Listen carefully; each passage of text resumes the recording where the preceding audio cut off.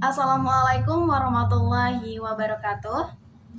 Halo teman-teman, izin memperkenalkan diri terlebih dahulu. Nama saya Jiha Nur Alifah dari Program Studi Pendidikan Bahasa dan Sastra Indonesia semester 1. NIM saya A411212512.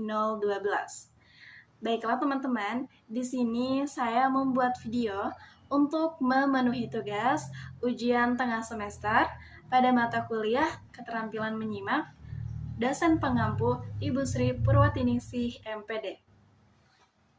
Untuk selanjutnya, selamat menyaksikan teman-teman. Langsung saja, di sini saya akan membacakan pertanyaan yang pertama. Jelaskan pengertian, fungsi, dan tujuan keterampilan menyimak dalam pembelajaran bahasa Indonesia. Berikan contoh situasi pembelajaran yang memerlukan kemampuan menyimak yang baik. Di sini saya akan menjawab terkait pengertiannya terlebih dahulu.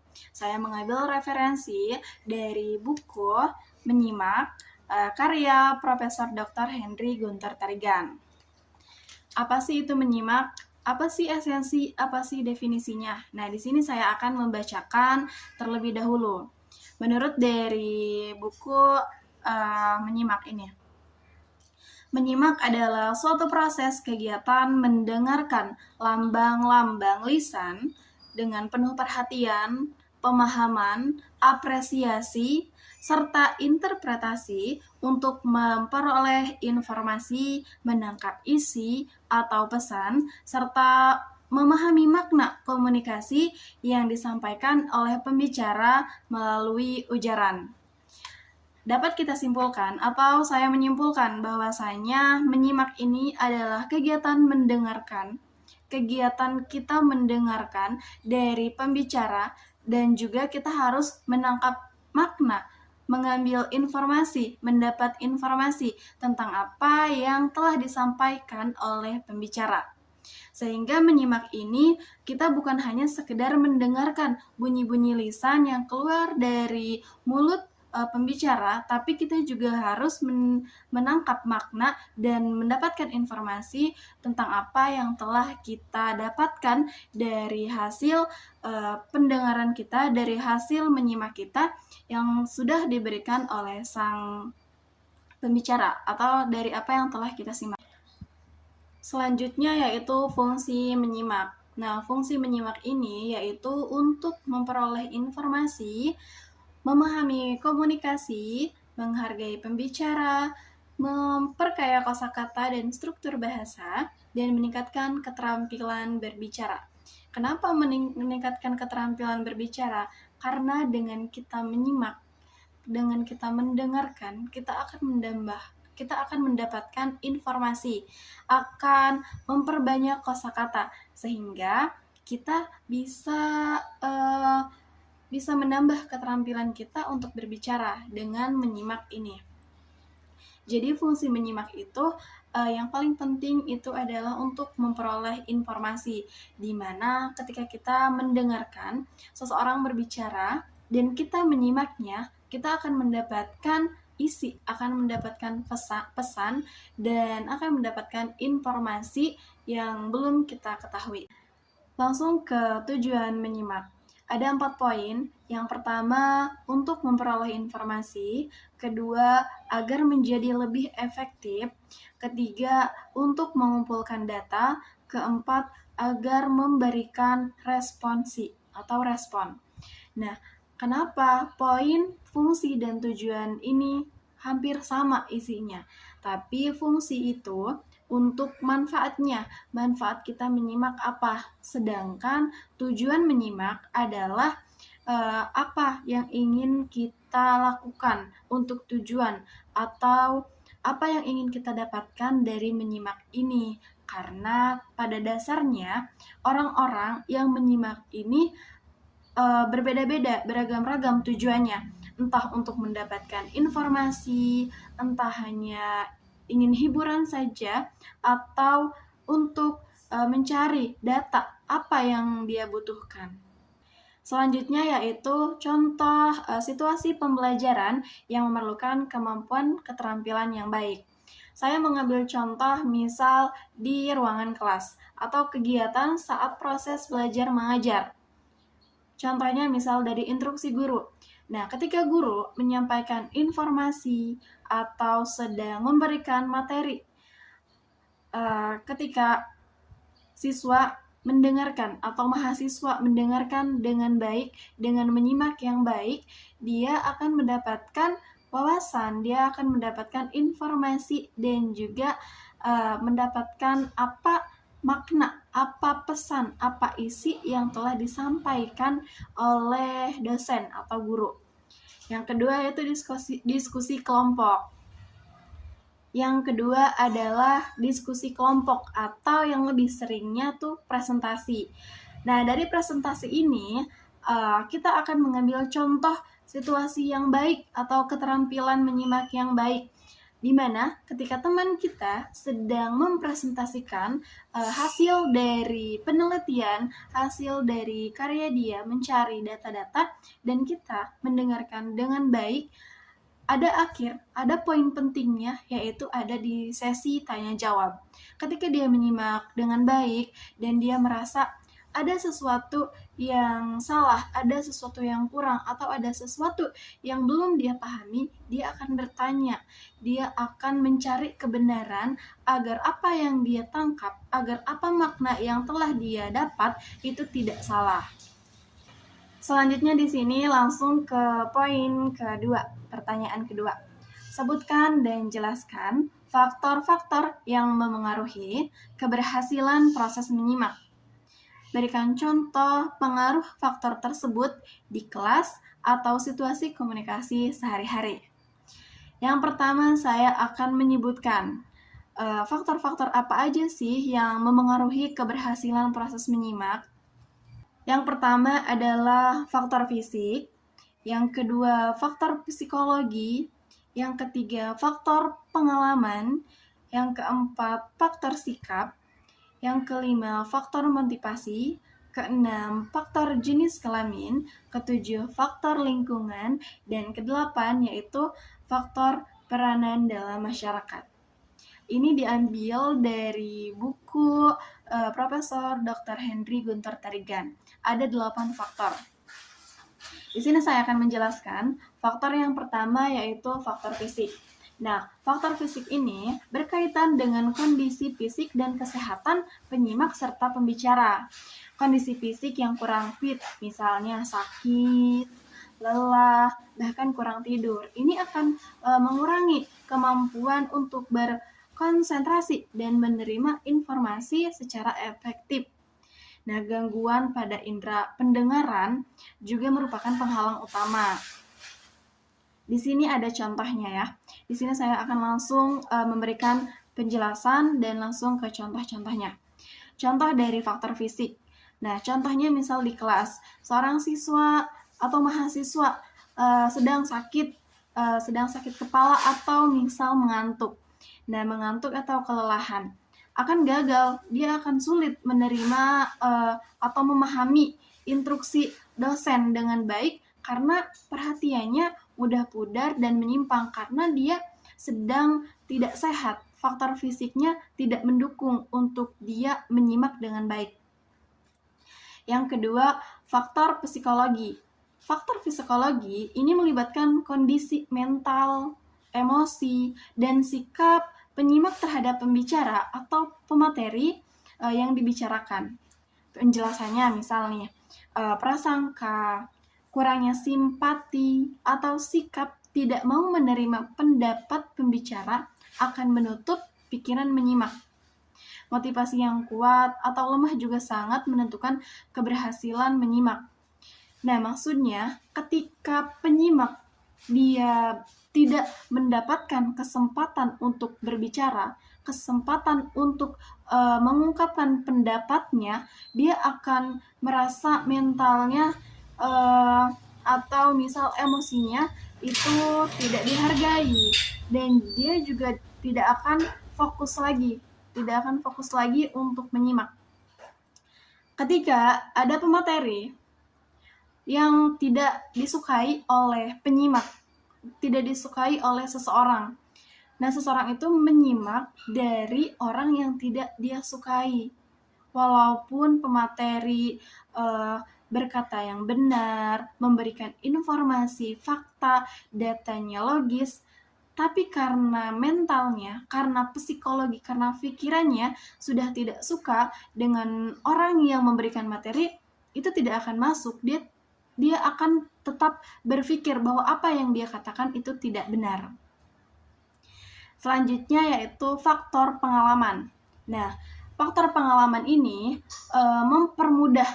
mempermudah penyimak untuk memahami dan menghubungkan ide-ide baru dengan pengetahuan yang sudah dimiliki. Jadi, ketika ada diskusi tentang yang sudah dia alami, itu akan lebih mudah dia serap karena dia sudah punya pengalaman. Nah, jadi faktor pengalaman ini adalah latar belakang pengetahuan dan pengalaman penyimak sangat berperan dalam menginterpretasikan pesan. Contohnya misal di kelas, saat misal dosen atau guru menjelaskan materi biologi tentang fotosintesis. Nah, siswa yang sebelumnya pernah membaca atau memiliki pengalaman menanam. Jadi dia sudah mempunyai latar belakang pengetahuan tentang apa yang akan dibahas.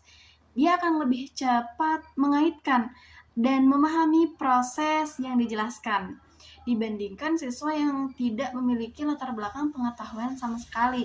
Nah, misalnya seperti itu. Jadi, dari faktor pengalaman, ketika akan diskusi dan diskusinya tentang apa yang sudah dia alami, itu akan lebih mudah dia menyimaknya. Yang keempat yaitu faktor sikap. Nah, sikap penyimak terhadap topik, pembicara, dan diri sendiri memengaruhi keseriusan dalam menyimak. Nah, kenapa sikap menerima, misal terbuka, kenapa sikap menerima atau terbuka terhadap hal-hal yang menarik dan menguntungkan cenderung membuat penyimak lebih seksama. Sedangkan sikap menolak akan mengganggu proses menyimak. Contohnya misal dalam kehidupan sehari-hari. Ketika mendengar ceramah tentang kesehatan,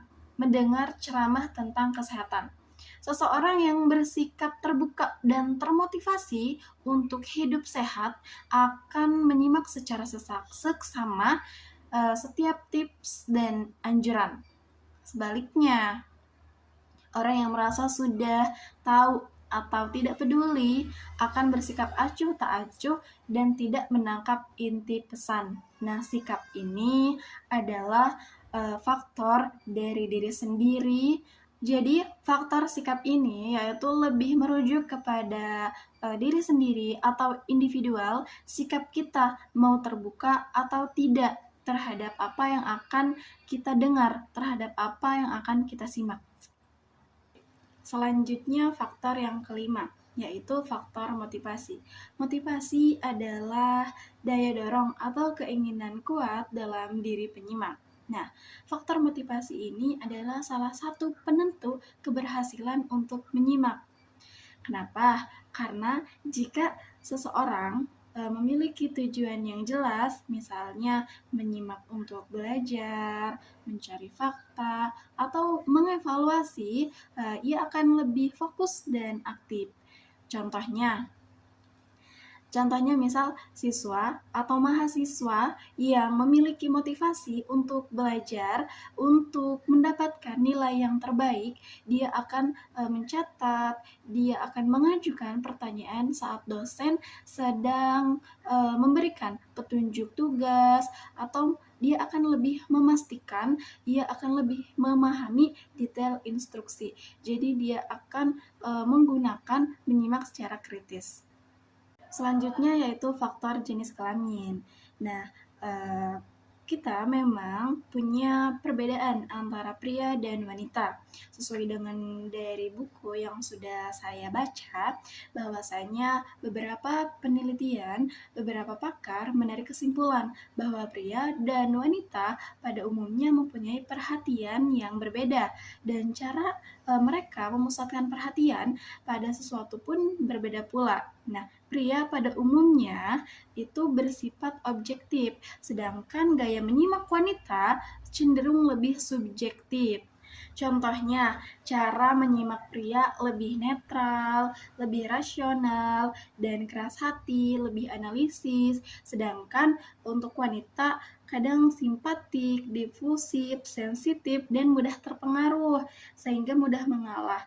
Sehingga untuk perbedaan pria dan wanita ini adalah di mana pria menyimaknya secara objektif, sedangkan wanita cenderung lebih subjektif. Nah, yang terakhir yaitu faktor peranan dalam masyarakat. Kemauan menyimak dapat juga dipengaruhi dari peranan kita dalam masyarakat. Misalnya, saya sebagai peserta didik atau sebagai mahasiswa itu diharapkan dapat menyimak lebih seksama dan penuh perhatian. Dan saya juga mempunyai kemauan untuk menyimak ceramah, pidato, atau bahkan diskusi-diskusi yang dilakukan dalam forum-forum tertentu. Sehingga faktor dalam peranan masyarakat ini sangat penting dan menentukan bagaimana kita dalam masyarakat. Contohnya misal ada forum diskusi yang mengharuskan para audiensnya ini, para pesertanya ini adalah mahasiswa, sehingga peranan penting dalam masyarakat ini sangat dibutuhkan. Nah, sekarang dilanjutkan untuk pertanyaan yang ketiga, yaitu di sini saya akan membacakan soal yang ketiga terlebih dahulu. Pertanyaannya yaitu, jelaskan perbedaan antara jenis-jenis menyimak, seperti menyimak intensif, menyimak ekstensif, menyimak selektif, menyimak kritis, dan menyimak apresiatif. Nah, berikan masing-masing satu contoh untuk kegiatan menyimak untuk setiap jenisnya. Baiklah, di sini saya akan menjawab pertanyaan yang ketiga ini. Yang pertama saya akan menjelaskan apa itu menyimak intensif sekaligus langsung dengan contohnya.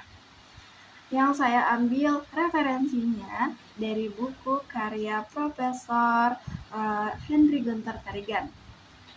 Baiklah, langsung saja di sini saya akan menjelaskan apa itu menyimak intensif. Menyimak intensif adalah kegiatan menyimak secara lebih luas dan lebih umum serta perlu di bawah bimbingan guru atau dosen. Nah, menyimak intensif diarahkan pada suatu kegiatan yang jauh lebih diawasi, dikontrol terhadap satu hal tertentu. Contohnya misal ketika para mahasiswa diajarkan untuk belajar bahasa asing. Nah, dia perlu di bawah bimbingan orang yang lebih ahli dalam bidangnya. Sehingga menyimak intensif ini memang secara bahasa dia lebih luas dan lebih umum. Tapi dia perlu di bawah bimbingan guru atau dosen. Selanjutnya yaitu menyimak ekstensif. Nah, menyimak ekstensif ini adalah sejenis kegiatan menyimak mengenai hal-hal yang lebih umum dan lebih bebas terhadap suatu ujaran. Tidak perlu di bawah bimbingan langsung dari seorang guru atau dosen. Nah, dia ini lebih luas dan tidak perlu di bawah bimbingan dosen ataupun guru. Sehingga contoh dari menyimak ekstensif ini yaitu misal menyimak berita di radio saat dalam perjalanan atau mendengarkan cerita fiksi yang dibacakan oleh orang lain tanpa perlu menganalisis strukturnya, karena ini menyimaknya secara bebas Dan secara umum, dia juga tidak perlu di bawah bimbingan dan tidak perlu diajarkan oleh dosen ataupun guru. Nah, selanjutnya yaitu menyimak selektif. Menyimak selektif adalah menyimak yang memiliki tujuan memilih atau mencari informasi tertentu yang spesifik dan relevan dari seluruh materi yang dia simak dan mengabaikan informasi lain yang dia tidak cari. Contohnya, menyimak siaran informasi perjalanan untuk mencari jam keberangkatan dari nomor gerbang yang spesifik atau mencari kata kunci dalam rekaman kuliah. Jadi dia hanya mencari informasi yang dia butuhkan saja. Misal untuk kuliah, misal dia hanya mencari nama dia saja, tidak mencari yang lain. Dia lebih selektif, dia lebih fokus pada tujuannya saja. Nah, selanjutnya yaitu menyimak kritis. Nah, menyimak kritis ini adalah menyimak yang dilakukan untuk tujuan menguji, mengevaluasi, menganalisis, dan membandingkan informasi yang disajikan untuk menilai kebenaran, keakuratan, dan objektivitas materi. Contohnya, menyimak debat politik. Contohnya, menyimak debat politik atau prestasi argumentatif untuk menentukan apakah bukti yang disajikan kuat, logis, dan bebas dari bias. Jadi menyimak kritis ini ketika sudah selesai atau sudah selesai menyimak, dia akan menganalisis, dia akan mengevaluasi, dan dia juga akan menguji kembali nih keakuratan apakah yang dia simak benar atau tidak, dan dia akan mencari kebenaran itu. Nah, ini salah satu menyimak yang sangat baik. Selanjutnya yaitu menyimak apresiatif. Menyimak apresiatif ini adalah menyimak yang dilakukan dengan tujuan menikmati, menghargai, dan mengevaluasi keindahan seni, bahasa, atau hiburan, dan seringkali melibatkan respon emosional. Contohnya, menyimak pembicaraan puisi.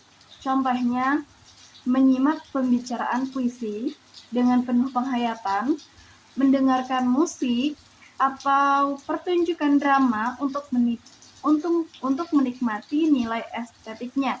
Jadi menyimak apresiatif ini adalah ketika kita misal sedang melihat pertunjukan drama sehingga kita merasakan, sehingga kita melihat, sehingga kita mendengar, dan kita bisa menikmati, kita bisa menghargai keindahan dari seni, bahasa, atau drama sebagai hiburan. Nah, sekarang kita lanjut ke pertanyaan yang keempat. Di sini saya akan membacakan terlebih dahulu untuk pertanyaannya ya. Oke, baiklah. Pertanyaan yang keempat adalah, uraikan langkah-langkah yang dapat dilakukan mahasiswa untuk menerapkan teknik menyimak efektif terhadap suatu wacana lisan. Berikan contoh penerapan teknik tersebut saat menyimak berita atau ceramah. Nah, langsung saja ya teman-teman. Di sini saya akan menjawab. Menurut Dr. Henry Guntur Tarigan, menyimak efektif atau menyimak intensif memerlukan serangkaian langkah aktif yang harus dilakukan oleh penyimak atau kita mahasiswa terhadap wacana lisan. Yang pertama, tahap menyimak atau persiapan. Yang kedua, tahap saat membaca menyimak. Yang ketiga, yaitu pasca menyimak, tahap pasca menyimak atau evaluasi dan tindak lanjut. Nah, yang pertama tadi yaitu tahap menyimak. Nah, di sini kita harus menentukan tujuan atau menggali motivasi kita. Yang kedua, menyiapkan fisik dan juga mental. Nah, menentukan tujuan ini, teman-teman, ketika kita mahasiswa harus memiliki tujuan yang jelas. Mengapa mereka menyimak?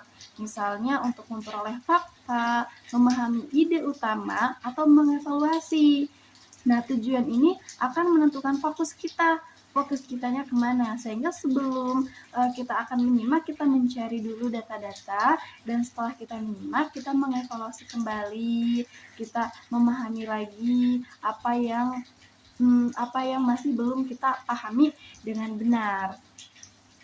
Selanjutnya itu menyiapkan fisik dan juga mental. Nah, ini adalah kita memastikan kondisi fisik dan mental kita sudah siap dan bebas dari gangguan, entah itu faktor fisik dan faktor psikologi. Misal faktor fisik, sakit, lelah, atau kurang tidur, dan psikologis misalnya tadi dari pikiran. Kayak misal nanti pematerinya orang yang pernah ada masalah misal sama kita, jadi walaupun dia sudah berbicara sesuai fakta, sesuai logis, kita tidak akan menghargainya, tidak akan masuk ke pemahaman kita. Dan selanjutnya yaitu tahap saat menyimak. Nah, ini yang pertama yaitu mengantisipasi dan mengidentifikasi poin utama.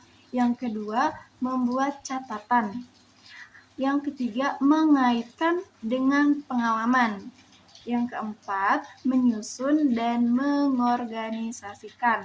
Sehingga ketika dalam proses tahap menyimak ini, kita perlu sekali untuk mengidentifikasi poin-poin yang sedang dibahas.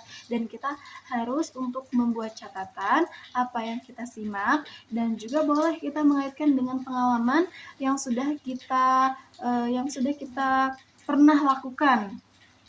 Dan sehingga nanti di akhir kita harus menyusun, mengorganisasikan kembali nih poin-poin yang didengar ke dalam kerangka berpikir yang logis agar mudah diingat dan juga dipahami.